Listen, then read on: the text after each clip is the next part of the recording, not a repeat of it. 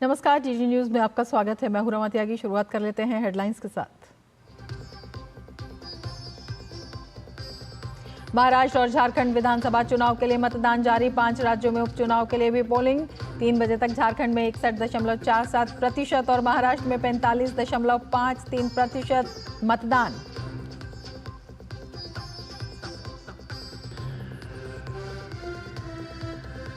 महाराष्ट्र में बिटकॉइन मामले ने पकड़ा तूल। सुप्रिया सुले और नाना पटोले पर बिटकॉइन में हेराफेरी कर पैसे का इस्तेमाल चुनाव में करने का आरोप। एनसीपी और कांग्रेस ने आरोपों को बताया निराधार।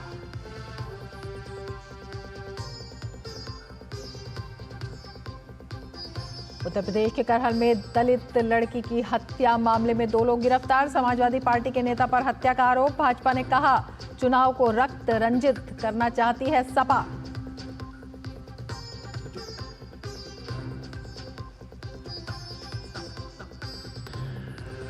गयाना में प्रधानमंत्री नरेंद्र मोदी का भव्य स्वागत। पीएम गयाना के राष्ट्रपति डॉक्टर मोहम्मद इरफान अली के साथ करेंगे वार्ता। दूसरे कैरिकॉम भारत शिखर सम्मेलन में लेंगे भाग।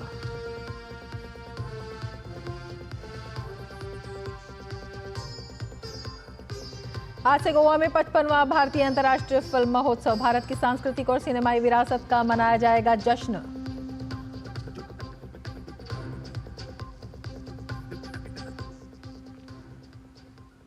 और अब विस्तार से समाचार। झारखंड विधानसभा चुनाव के दूसरे और आखिरी चरण में 12 जिलों की 38 सीटों पर कड़ी सुरक्षा के बीच मतदान जारी है। इस चरण में कुल 528 प्रत्याशियों की किस्मत दांव पर है। प्रदेश में 1 बजे तक 61.47% मतदान दर्ज हुआ है।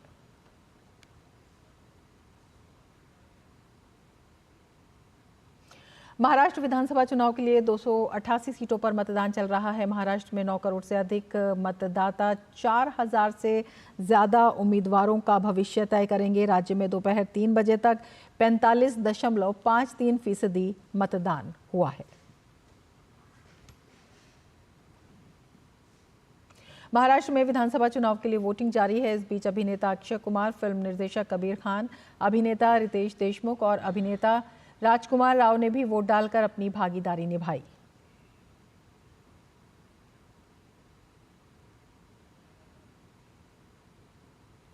जनपद मुजफ्फरनगर की मीरापुर विधानसभा के उपचुनाव से हुड़दंग की घटना सामने आई है। मीरापुर के मुस्लिम बाहुल्य क्षेत्र काकरोली में मतदान केंद्र से कुछ दूर 2 पक्षों में किसी बात को लेकर झड़प हो गई थी। देखते ही देखते दोनों पक्षों के बीच पथराव होने लगा। मौके पर पहुंची पुलिस ने हल्का बल प्रयोग कर हुड़दंगियों को भीड़ से खदेड़ दिया। इस बीच काफी देर तक अफरा तफरी का माहौल रहा। वहीं इस प्रकरण पर एसएसपी अभिषेक सिंह ने बताया है कि पुलिस पथराव करने वालों पर सख्त कार्रवाई कर रही है। फिलहाल मतदान सुचारू रूप से चल रहा है। जनपद मुजफ्फरनगर में मीरापुर उपचुनाव के दौरान यहां पर एक सूचना प्राप्त हुई थी कि थाना ककरौली में ग्राम ककरौली के पास कुछ लोगों ने हुड़दंग किया है। मौके पे तत्काल फोर्स पहुंच गई थी। वहां 2 पक्षों के बीच में कुछ छोटी सी झड़प हुई थी। पुलिस द्वारा वहां पर सूक्ष्म बल प्रयोग करके सबको हटा दिया गया। मौके पर शांति व्यवस्था कायम है और मतदान फ्री एंड फेयर तरीके से चल रहा है। वहीं यूपी के कुंदरकी से भाजपा प्रत्याशी ठाकुर रामवीर सिंह ने सपा पर फर्जी वोट डलवाने का आरोप लगाया। चुनाव शांतिपूर्ण ढंग से हो रहा है, लेकिन यहाँ कुछ अताताई लोग हैं जो समाजवादी के हैं। उन्होंने जो कैंडिडेट है उसने कांट से 1000 लोगों को बुलवा लिया। जो वहाँ के विधायक हैं कमाल अख्तर, उन्होंने 1000 वोट 1000 लोगों को यहाँ भेज दिया। फहीम है बिलारी से विधायक, उन्होंने 1200 लोग में भेज दिए। और नवाब जान है यहाँ विधायक, उन्होंने भी 1200 लोग ठाकुर द्वारा से भेजे और फर्जी वोटिंग कराने का प्रयास किया, जिसे प्रशासन ने काफ़ी हद तक रोकने का काम किया है। और वही लोग यहाँ वातावरण को गंदा कर रहे हैं और 2 लोग वोट डालते हुए पकड़े भी गए हैं। उत्तर प्रदेश भाजपा ने राज्य के मुख्य निर्वाचन अधिकारी को पत्र लिखकर आरोप लगाया है कि मुजफ्फरनगर जिले के मीरापुर विधानसभा क्षेत्र में फर्जी पहचान पत्रों पर वोट डाले जा रहे हैं। भाजपा का आरोप है कि बाहर से आए लोगों को जिले की मस्जिदों, मदरसों और लॉज में ठहराया गया है। पार्टी ने यह भी आरोप लगाया है कि घूंघट वाली महिलाओं को उनकी पहचान की जांच किए बिना वोट डालने दिया जा रहा है और इसका फायदा उठाकर पुरुष बुर्का पहनकर वोट डालने आ रहे हैं।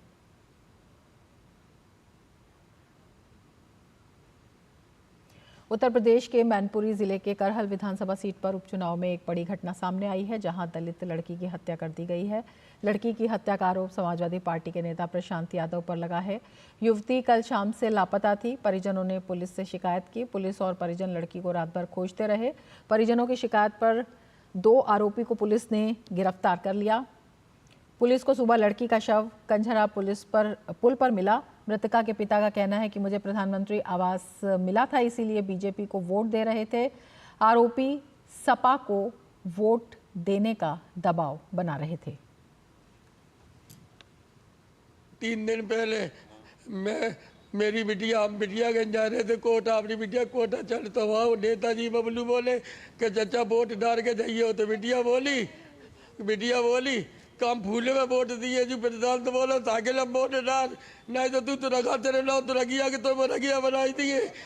और जाने कल मेरी बिटिया को 12-1 बजे मोटरसाइकिल में बैठाने को रात दिन में ढूंढो, रात में डंडा में पता करी मेरी बिटिया नहीं आई हवाई। तब बबलू नेताजी ने प्रशांत को भाई कोठी में बुलवाओ, बन की कार बिटिया कहाँ करेगा तू बैठा लेगो, पूरे समझने ने देगी। तो मैं जो बोलो हमें पता ही नहीं, तब गलो दबाओ, तब बहुत बुरी हालत करते ही रेप करके तब मोदी को मारता मेरी बिटिया को, बहुत बुरी हालत करके मारो।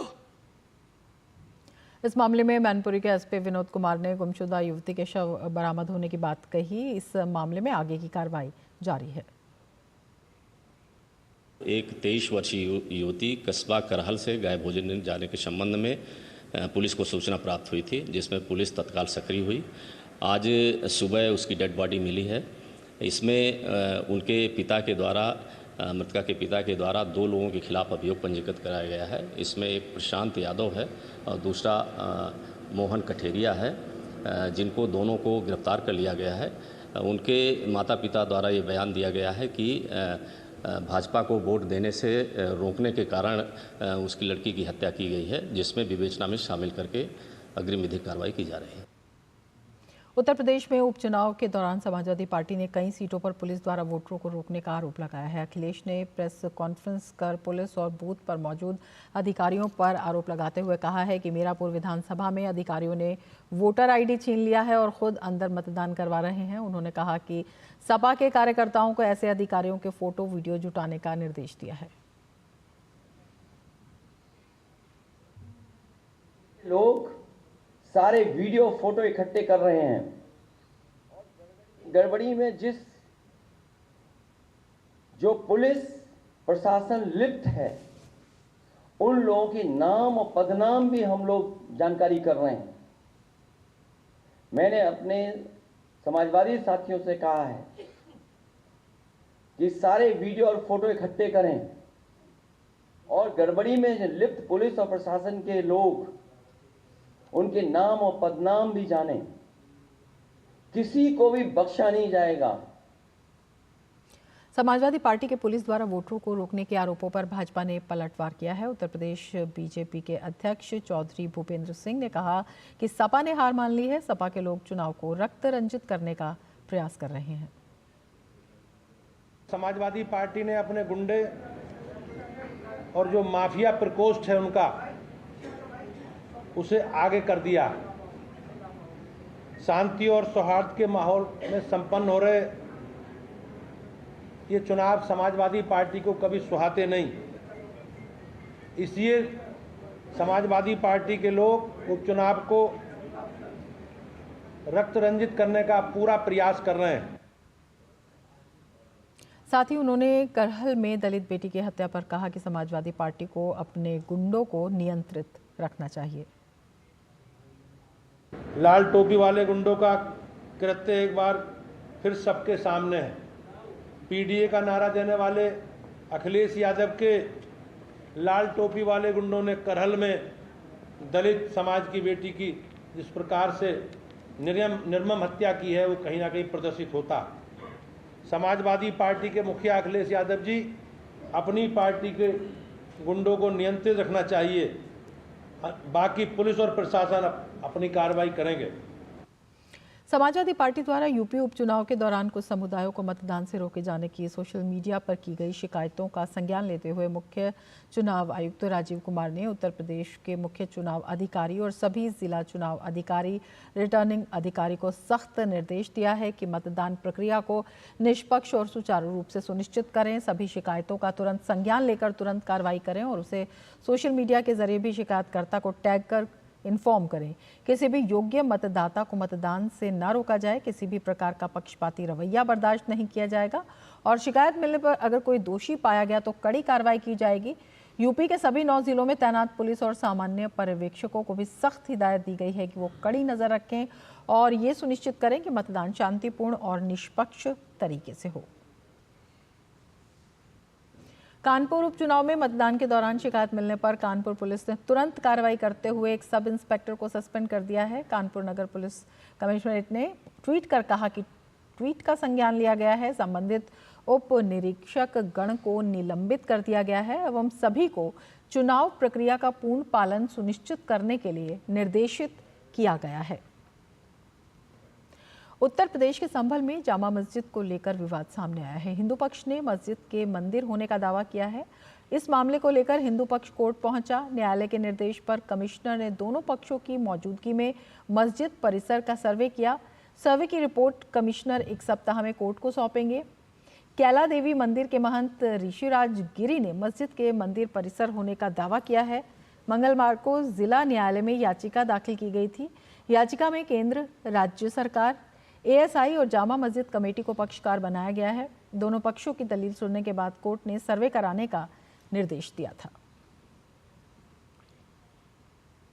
इस समय कोर्ट के ऑर्डर की कंप्लायंस में आज यहाँ पे एडवोकेट कमीशन महोदय ने अपने कमीशन की कार्रवाई शुरू की। अभी क्या क्या कमीशन में हुआ है, क्या क्या मिला है, उन सारे फीचर्स की, उन सारी बातों की डिटेल्स में यहाँ पे नहीं दे सकता। मैं तो ये कहना चाहता हूँ कि जिस तरह से आज यहाँ पे माहौल बनाया गया वो उचित नहीं था और प्रशासन से उपयुक्त सहयोग लेके, प्रशासन को प्रॉपर प्रत्यावेदन देके जो भी आगे फर्दर सर्वे होना है वो कोर्ट के ऑर्डर की कंप्लायंस में हम लोग करेंगे। एडवोकेट कमिश्नर ने सर्वे किया है और उसकी जो रिपोर्ट है वो ऑनरेबल कोर्ट में दाखिल करें। अभी तो एक बार कंप्लीट हो गया है। यदि उनको लगेगा तो भविष्य में वो कोर्ट के अंदर जाएंगे और आगे यदि सर्वे की आवश्यकता पड़ी तो सर्वे करेंगे। अभी कोई संभावना नहीं है क्योंकि अभी सर्वे जितना था वो कंप्लीट हो गया। बुलेटिन में अब लेते हैं एक ब्रेक। आप देखते रहिए टीवी न्यूज। अनुभव कीजिए शुद्ध MDH बादाम रोगन का प्यार। सेहत बनके रग-रग में दौड़े, त्वचा में समाये, हाइड्रेट करे, हर उम्र की त्वचा का पोषण करे। You deserve the purity. MDH बादाम रोगन, नेचुरल, टेंडर, प्योर। चमके चमके। ये सिर्फ आवाज नहीं है, ये दोस्त भी है। ये दर्द मिटाता है, ये हौसला बढ़ाता है, ये साथ में खेलता है, ये त्योहारों में रंग जमाता है, ये आफत में किसी ढाल से कम नहीं है। अपने नाम का अपना घर किसी सपने से कम नहीं। तभी तो आज दुविधा घर के बाहर पाई जाती है और सुविधा अंदर। हमारी सरकार जो घर देती है ना, इसमें बाकी सुविधाएं भी साथ होती। शौचालय हो, बिजली हो, पानी हो, गैस हो, सरकार की अलग अलग योजनाएं, प्रधानमंत्री आवास योजना के इस करोड़ों घरों को संपूर्ण बनाती है। PM आवास 4 करोड़ से अधिक परिवारों को सुकून, सुविधा, स्वाभिमान। जब धरती चीर कर निकलता है लोहे का पत्थर और मिलता है मोंगिया के जोश से, फिर तपता है, पिघलता है और बनता है फौलाद। अब होता है सरिया सारी खूबियों के साथ। मोंगिया स्टील, मजबूत देश का मजबूत सरिया। केंद्रीय मंत्री और पश्चिम बंगाल भाजपा अध्यक्ष सुकांत मजूमदार को पश्चिम बंगाल पुलिस ने हिरासत में ले लिया है। केंद्रीय मंत्री सुकांत मजूमदार को पुलिस ने जलांगी ब्रिज पर रोक लिया और पुलिस वैन में बिठाकर ले गए। वो दंगा प्रभावित बेलडांगा क्षेत्र में दौरा करने जा रहे थे।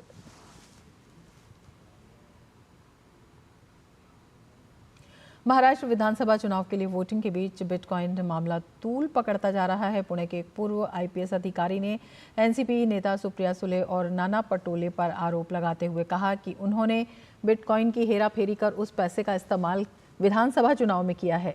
अब इस मामले पर सुले ने सफाई दी है। सुप्रिया सुले ने कहा कि मीडिया में चल रही ऑडियो क्लिप में उनकी आवाज़ नहीं है। वहीं बिटकॉइन विवाद पर अजित पवार ने कहा कि इस मामले की जांच की जानी चाहिए।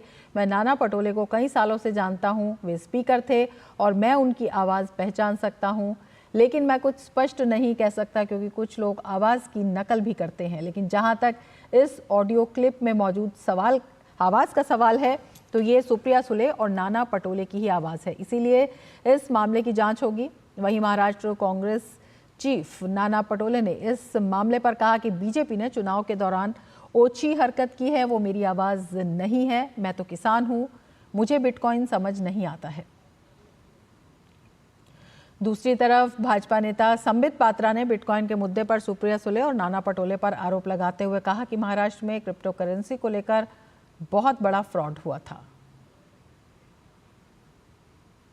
MVA महाविकास अघाड़ी के कुछ आगे की पंक्ति के नेता, जिनमें सुप्रिया सुले जी का नाम है, जिनमें कांग्रेस पार्टी के अध्यक्ष नाना पटोले जी का नाम है, उनके द्वारा लगभग 235 करोड़ रुपए के घोटाले, गबन और उस गबन के पैसे का इस चुनाव में खर्चे का पूरा ब्यौरा सामने आता है। जिस प्रकार से हम देख रहे हैं और मैं भी अभी मीडिया में देख रहा था, तो ये कोई 50 करोड़, 100 करोड़, 150 करोड़ का विषय नहीं है। अभी तक जितना खुलासा हुआ है, ऐसा प्रतीत होता है मानो 235 करोड़ के आसपास का विषय है। वहीं भाजपा नेता आशीष शेलार ने सुप्रिया सुले और नाना पटोले से स्पष्टीकरण मांगा है। चुनाव आयोग दिखाए, पुलिस दिखाए, क्षितिज ठाकुर दिखाए, उनके कार्यकर्ता दिखाए, सीसीटीवी फुटेज दिखाए, कैमरा में दिखाए, कहाँ है? झूठ का पुलिंदा लंबा नहीं चलता साहब। ना कोई वहाँ पैसा मिला, ना कोई ऑब्जेक्शनेबल चीज़ मिली, ना इतना राशि मिला। जो भी है वो इन्वेस्टिगेशन में सामने। गयाना और बारबाडोस प्रधानमंत्री मोदी को अपने सर्वोच्च सम्मान से सम्मानित करेंगे। आपको बता दें कि डोमिनिका ने भी कुछ दिन पहले प्रधानमंत्री मोदी के लिए अपने सर्वोच्च सम्मान देने की घोषणा की थी। गयाना पीएम मोदी को अपना सर्वोच्च राष्ट्रीय सम्मान द ऑर्डर ऑफ एक्सीलेंस प्रदान करेगा। वहीं बारबाडोस की ओर से पीएम मोदी को प्रतिष्ठित मानद ऑर्डर ऑफ फ्रीडम से सम्मानित किया जाएगा।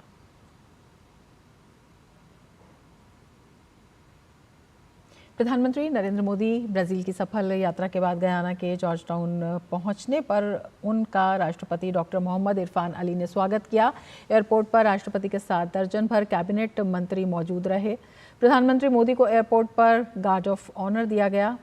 1968 के बाद किसी भारतीय प्रधानमंत्री की गयाना की ये पहली यात्रा है। पीएम मोदी जॉर्ज टाउन में गयाना के राष्ट्रपति डॉक्टर मोहम्मद इरफान अली के साथ वार्ता करेंगे। प्रधानमंत्री दूसरे कैरिकॉम भारत शिखर सम्मेलन में भाग लेंगे और इस क्षेत्र के साथ भारत की दीर्घकालिक मैत्री बढ़ाने के लिए कैरिकॉम सदस्य देशों के नेताओं के साथ बैठक करेंगे।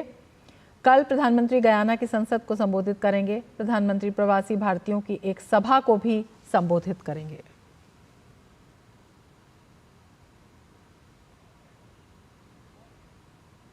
छत्तीसगढ़ में ईडी की टीम छापेमारी कर रही है। महाराष्ट्र बिटकॉइन मामले से जुड़े होने के बाद ईडी ने गौरव मेहता के ठिकानों पर छापेमारी की।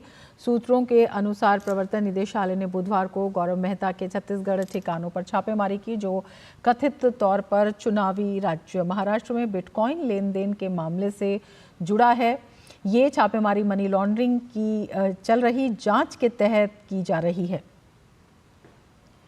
तो छत्तीसगढ़ में ईडी का छापा और मनी लॉन्ड्रिंग की जांच के तहत ये छापेमारी की जा रही है। छत्तीसगढ़ में छापेमारी की जा रही है। ईडी ने गौरव मेहता के ठिकानों पर छापेमारी की है। ईडी ने गौरव मेहता के छत्तीसगढ़ ठिकानों पर छापेमारी की है और ये चुनावी राज्य महाराष्ट्र में बिटकॉइन लेन देन से जुड़ा मामला बताया जा रहा है।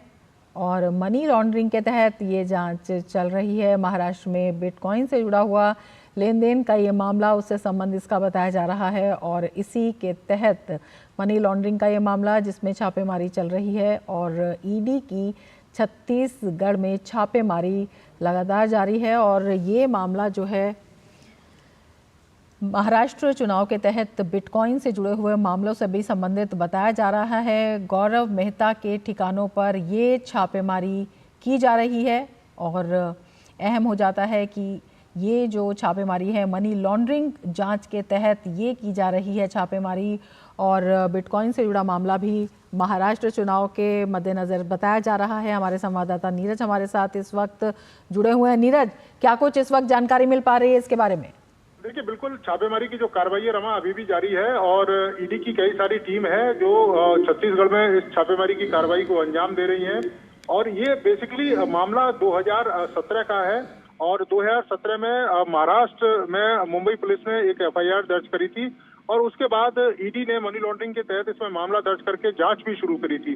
अब आप देखें कि महाराष्ट्र इलेक्शन के दौरान जिस तरीके से सुप्रिया सुले और नाना पटोले की आवाज का एक जो ऑडियो है वो वायरल हो रहा है कि किस तरीके से बिटकॉइन का इस्तेमाल महाराष्ट्र इलेक्शन में ये लोग कर रहे हैं और जिसमें जो आरोपी है गौरव, उसकी भी आवाज इसमें सुनाई दे रही है कि किस तरीके से बिटकॉइन का इस्तेमाल महाराष्ट्र इलेक्शन में हो सकता है।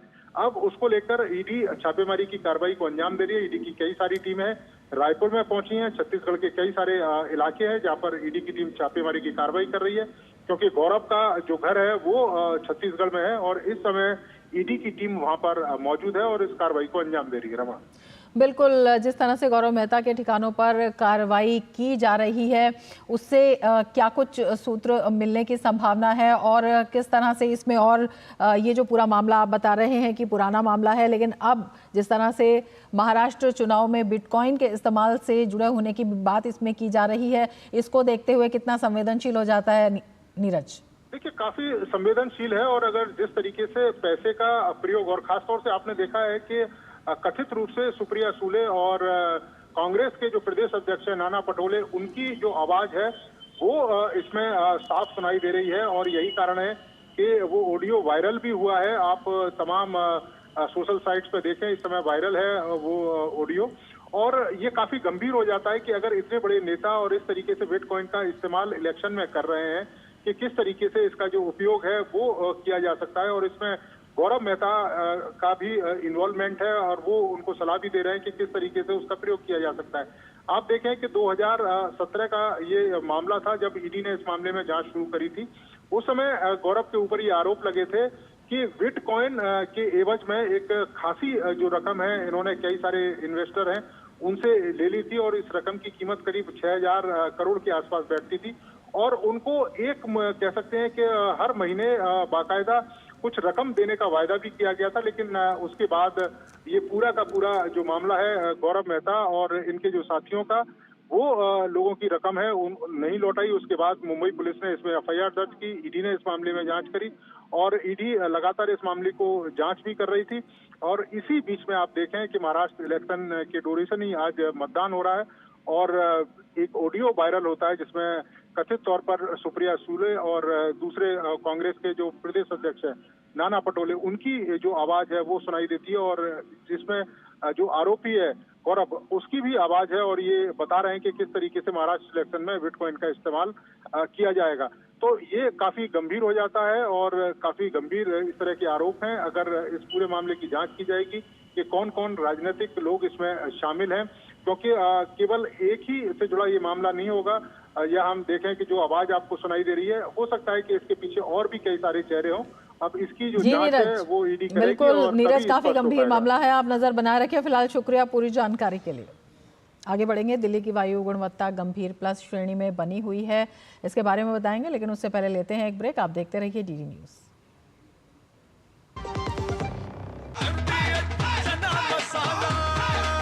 अब छोलिया हो या लोबिया, सफेद चने या काले चने, सब कुछ मजेदार बने।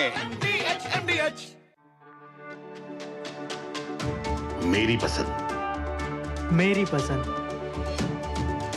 मेरी पसंद, मेरी पसंद। हमारी पसंद। हम सबकी पसंद। मजबूत देश का मजबूत सरिया हो गया steel. Muthoot finance gold overdraft, ब्याज सिर्फ उतने ही दिन का भरिए जितने दिन पैसे इस्तेमाल कीजिए। आज ही कॉल कीजिए 1-800-313-1212। ब्रेक के बाद फिर से आपका स्वागत है। और जिस तरह से हम लगातार बता रहे हैं दिल्ली की वायु गुणवत्ता के बारे में, जो कि गंभीर प्लस श्रेणी में बनी हुई है, दूसरे दिन भी राजधानी के लोग जहरीली हवा में सांस लेने के लिए मजबूर हैं। दिल्ली सरकार ने इस संकट से निपटने के लिए कृत्रिम बारिश का प्रस्ताव रखा है और केंद्र से हस्तक्षेप की मांग की है। क्लाउड सीडिंग की व्यावहारिकता जानने के लिए टीवी न्यूज़ संवाददाता तपस भट्टाचार्य ने IMD के VK सोनी से बातचीत की। मेरे साथ इस वक्त मौजूद है डॉक्टर VK सोनी, जो सीनियर साइंटिस्ट हैं IMD में और हेड करते हैं रिसर्च जो वेदर मॉनिटरिंग सिस्टम है उसको। सर, सबसे पहले तो ये बताइए कि इस वक्त दिल्ली में एक्वा लेवल को लेकर लोगों में बहुत ज़्यादा एक त्राही चल रही है कि किस तरीके से ये कम हो। तो थोड़ा सा लेटेस्ट बताइए, क्या फिगर्स है और क्या दिल्ली वासियों और NCR के लोगों को इससे जल्द थोड़ी राहत मिलेगी? कल air quality severe plus category में थी, जो 450 एयर क्वालिटी इंडेक्स से अधिक होता है, और ये इम्प्रूव होकर के अभी सीवियर कैटेगरी में आ गई है और इस समय एयर क्वालिटी इंडेक्स जो है 427 के आसपास है। अच्छा सर, एक चीज़ लोगों में बात चल रही है कि क्या क्लाउड सीडिंग इसका हल हो सकता है कि नहीं, क्योंकि बहुत जगहों पे लिखा भी जा रहा है कि क्लाउड सीडिंग से बारिश की जाए, लेकिन क्या आपको लगता है कि ये दिल्ली में इस वक्त फिजिबल है? क्लाउड सीडिंग से आर्टिफिशियल रेन करवाना एक व्यावहारिक सॉल्यूशन नहीं है। उसके कुछ कारण हैं। एक्चुअली क्लाउड सीडिंग के लिए हमें एक राइट अमाउंट ऑफ क्लाउड चाहिए और राइट क्वालिटी ऑफ क्लाउड चाहिए। मैं आपको रोकना चाहूंगा, यहाँ पे हमें देख नहीं रहा कोई क्लाउड है, ऐसा इस पूरे इलाके में नहीं दिख रहा है ना? जी हाँ, तो विंटर सीजन के अंदर मॉइस्चर बहुत कम होता है। यहाँ देख रहे हैं कि यहाँ पर कोई क्लाउड नहीं है। और क्लाउड जब आते हैं तो वेस्टर्न डिस्टर्बेंस के साथ आते हैं, वो वेस्ट से ईस्ट को ट्रेवल करते हैं। और लेकिन विंटर सीजन में दिल्ली और NCR रीजन में मॉइस्चर बहुत कम होता है और उसके कारण से क्लाउड फॉर्मेशन नहीं होता है।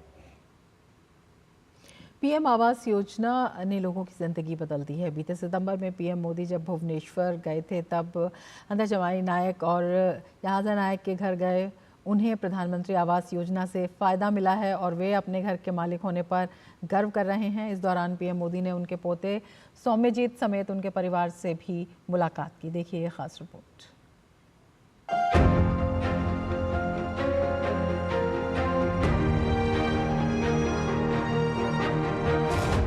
ओडिशा, भुवनेश्वर गडकाना की सबरसाही बस्ती। अंतर जामाई नायक और जहाजा नायक की खुशियां उस वक्त दोगुनी हो गई जब प्रधानमंत्री मोदी नायक दंपति के गृह प्रवेश के कार्यक्रम में शामिल हुए। बस्ती के अधिकतर लोग प्रधानमंत्री आवास योजना के तहत बन चुके घरों का जश्न मना रहे हैं। इन घरों में बिजली, गैस, पानी का कनेक्शन और शौचालय निर्माण को सुनिश्चित किया गया है। सपनों के इन पक्के घरों ने जीवन स्तर को बेहतर किया है। उस परिवार की खुशी, उनके चेहरों का संतोष मैं कभी नहीं भूल सकता। उस आदिवासी परिवार ने मुझे, मेरी बहन ने खुशी से खीरी भी खिलाई और जब मैं खीरी खा रहा था तो स्वाभाविक था कि मुझे मेरी मां की याद आना। ये अनुभव, ये एहसास मेरे पूरे जीवन की पूंजी है। गांव, गरीब, दलित, वंचित, आदिवासी समाज के जीवन में आ रहा ये बदलाव, उनकी ये खुशियां ही मुझे और मेहनत करने की ऊर्जा देती है। प्रधानमंत्री आवास योजना के तहत साल 2014 के बाद घरों के निर्माण का स्केल और स्पीड दोनों कई गुना बढ़ चुके हैं। प्रधानमंत्री नरेंद्र मोदी जी के कुशल नेतृत्व में बन रहे इन घरों का सीधा फायदा गरीब और विशेष तौर पर महिला सशक्तिकरण पर हुआ है। भारत में महिला सशक्तिकरण का एक और प्रतिबिंब है प्रधानमंत्री आवास योजना। इस योजना के कारण छोटे से छोटे गांव में भी अब संपत्ति महिलाओं के नाम होने लगी है। प्रधानमंत्री नरेंद्र मोदी सरकार 4 करोड़ से अधिक घरों का सफलतापूर्वक निर्माण कर चुकी है। मोदी सरकार 3.0 में 3 करोड़ अतिरिक्त घर बनाए जाने का लक्ष्य रखा गया है, जिसमें 2 करोड़ ग्रामीण क्षेत्र और 1 करोड़ घर शहरी क्षेत्र में बनाए जाएंगे। प्रधानमंत्री श्री नरेंद्र मोदी जी के नेतृत्व में गरीबों और जरूरतमंदों के लिए बनाए जा रहे ये घर आत्मविश्वास और गरिमापूर्ण जीवन की नई पहचान बन रहे हैं। इसके साथ ही इस बुलेटिन में फिलहाल इतना ही। नमस्कार।